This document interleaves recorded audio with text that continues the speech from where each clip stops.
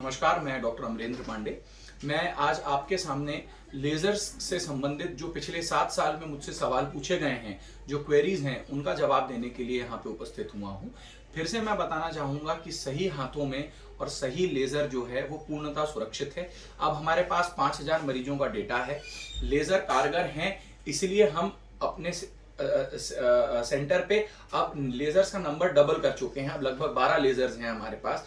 हमको अपने सेंटर का साइज भी बढ़ाना पड़ा है। तो सबसे कॉमन सवाल वही था कि क्या लेजर सेफ है। तो हाँ, आंसर है सही laser, US FDA approved laser एक क्वालिफाइड डर्मेटोलॉजिस्ट के हाथों में बिल्कुल सेफ है। अगला सवाल था ये यूएस एफडीए अमेरिका द्वारा मान्यता प्राप्त क्या होता है। देखिए, अमेरिका का एक मापदंड मान्यता का सिस्टम है जिसमें कोई भी लेजर या कोई भी मशीन को मान्यता तब मिलती है जब वो उस मापदंड पे खरा उतरता है। ज्यादातर अमेरिका से मान्यता प्राप्त जो लेजर हैं वो सेल्फ कैलिब्रेटिंग होती हैं, मतलब वो लेजर पहले खुद के ऊपर चेक करती है कि कुछ गड़बड़ तो नहीं है। जब कुछ गड़बड़ नहीं होता तभी डॉक्टर को या यूजर को वो लेजर यूज करने मिलती है। सेल्फ कैलिब्रेशन के बिना, सेटअप चालू हुए बिना वो लेजर काम में नहीं आती। दूसरा, उसमें जितना हम एंटर कर रहे हैं एनर्जी या फ्लुएंस या एनर्जी डेंसिटी, उतनी ही मरीज को मिल रही है, इसकी गारंटी होती है। इसीलिए हम बार बार यूएस एफडीए की बात करते हैं। वो गहन रिसर्च के बाद बनाई हुई लेजर है, तो उससे कोई भी साइड इफेक्ट, एडवर्स इफेक्ट का खतरा नहीं है। तो आप सबसे पहले अपने डॉक्टर की डिग्री चेक करें कि वो क्वालिफाइड डॉक्टर है कि नहीं। फिर लेजर की डिग्री चेक करें कि वो यूएस एफडीए अप्रूव्ड है कि नहीं। ये आप कैसे करोगे? डॉक्टर की डिग्रियां तो बाहर लगी होती हैं। लेजर का आपको नाम देखना है। ज्यादातर डॉक्टर लेजर के नाम नहीं लिखते, टेक्नोलॉजी का नाम लिखते हैं। आप अगर वो वैसा भी कर रहे हैं तो आप नाम पूछें लेजर का। आप गूगल पे जाके चेक कर सकते हैं कि वो लेजर यूएस एफडीए अप्रूव्ड है कि नहीं, या आप अपने डॉक्टर से यूएस एफडीए सर्टिफिकेशन की भी डिमांड कर सकते हैं, जो आपका डॉक्टर आपको उस लेजर के लिए दिखाएगा। नहीं तो कई लोग फर्जी तरीके से लिख दे रहे हैं कि हमारी लेजर यूएस एफडीए अप्रूव्ड है, जबकि उनकी नहीं होती यूएस एफडीए अप्रूव्ड लेजर। चीनी लेजर, चाइनीज लेजर खतरनाक है। कोरियन लेजर्स जो हैं वो ज्यादा बेहतर हैं। जो अमेरिका में बनती हैं लेजर, जो यूरोप में बनती हैं, वो भी काफी बेहतर हैं। तो यूएस एफडीए के लिए आपका ये जवाब था। तीसरा एक सवाल हमसे बहुत कॉमनली पूछा गया है कि लेजर में सेशंस कितने लगते हैं, सिटिंग कितनी लगती है।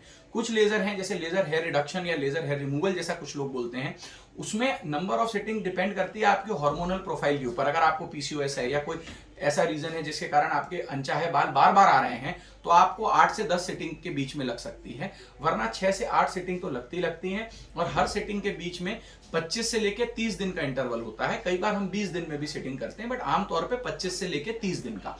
कुछ पिगमेंट्री लेजर्स हैं जिनके लिए कितनी सिटिंग होंगी फिर आपकी कंडीशन पे डिपेंड करता है, बट 2 से 3 सेशंस की जरूरत पड़ती है। स्कार की लेजर, गड्ढों के लेजर के लिए 3 से 4 सिटिंग, एक महीने दूरी पे। एक्ने स्कार्स की या कोई भी अगर स्कार है, अगर आपका कोई बहुत ज्यादा डीप स्कार है, एट्रोफिक स्कार है, तो उसमें और भी ज्यादा सिटिंग की जरूरत पड़ सकती है। जैसा कि मैंने कहा, आपकी कंडीशन के ऊपर डिपेंड करता है।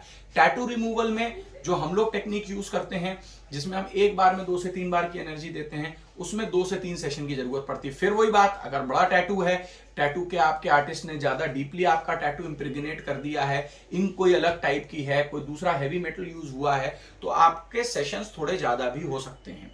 बट हर लेजर में एक सेशन में काम नहीं होता। एवरेज औसतन आप 2 से 3 सेशन मान सकते हैं। बट हाँ, स्किन रिजुविनेशन के लिए, फोटो टैनिंग के लिए, फोटो एजिंग के लिए जो आप लेजर कराते हैं वो अपने आप में पर्याप्त है।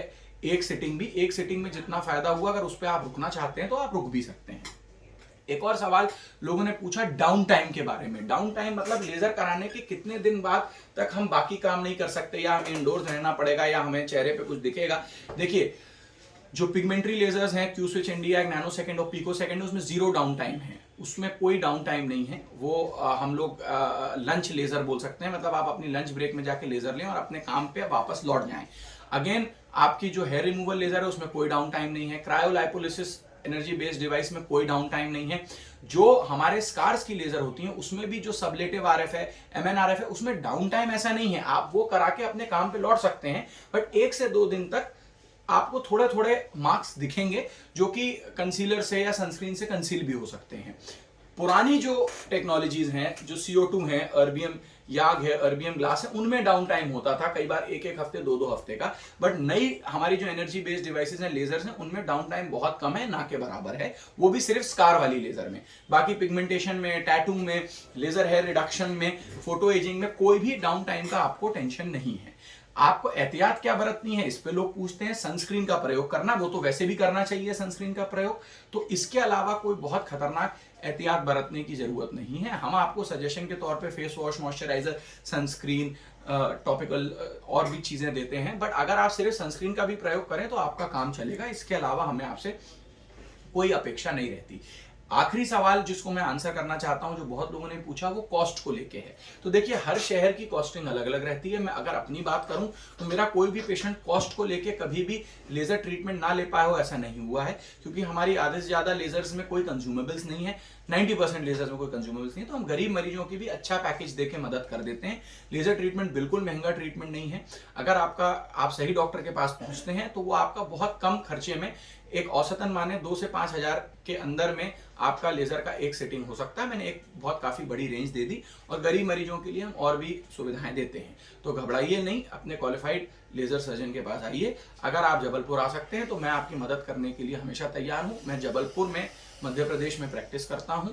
कॉस्मोश्योर मेरे क्लिनिक का नाम है। www.cosmosure.com पे मेरे पूरे डिटेल्स आपको मिल जाएंगे। नमस्कार, जय हिंद।